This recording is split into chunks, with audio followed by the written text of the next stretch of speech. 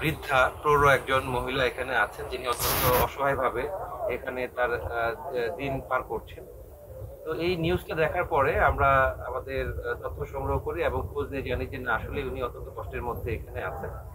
তো তাকে অ্যাড্রেস করার জন্য আমরা তার জন্য সামনে যেহেতু ঈদ, আমরা কিছু ঈদের উপহার সাথে করে আমরা নিয়ে আসছি। পাশাপাশি সে যেন একটু বিশ্রাম করতে পারে, একটু তোশক বালিশ চাদর থেকে শুরু করে কিছু রসদ সামগ্রী এবং ঔষধপত্র আমরা তার জন্য নিয়ে আসছি। এছাড়াও তার পরিবারের জন্য আমরা একটি মাদি ছাগল নিয়ে আসছি, যেন তারা সামনের দিনগুলোতে ভালোভাবে তারা অতিবাহিত করতে পারে।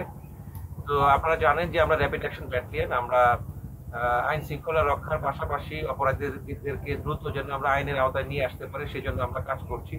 তো আমরা যে যেখানে যে সংস্থা যে দপ্তরে কাজ করি না কেন, আমাদের সকলেরই চেষ্টা যেন আমরা একটি সুখী সমৃদ্ধ সুন্দর একটা দেশ গড়তে পারি। তো আমি বিশ্বাস করি যে আমাদের সকলের প্রচেষ্টার মাধ্যমে আমাদের আশেপাশে প্রান্তিক জনগণ যারা আছে, অসহায় দুর্বল যারা আছে, তাদেরকে সাথে নিয়ে আমরা ব্যক্তি কেন্দ্রিক না হয়ে আমরা যদি সমষ্টিকভাবে চিন্তা করতে পারি, তাহলে অবশ্যই আমরা একটি সুন্দর এবং সমৃদ্ধ দেশ আমরা করতে পারবো। আপনাদের সবাইকে ধন্যবাদ। আসসালামু আলাইকুম। স্যার একটু দাঁড়ান, ওই জায়গায় দাঁড়ান। আমার সব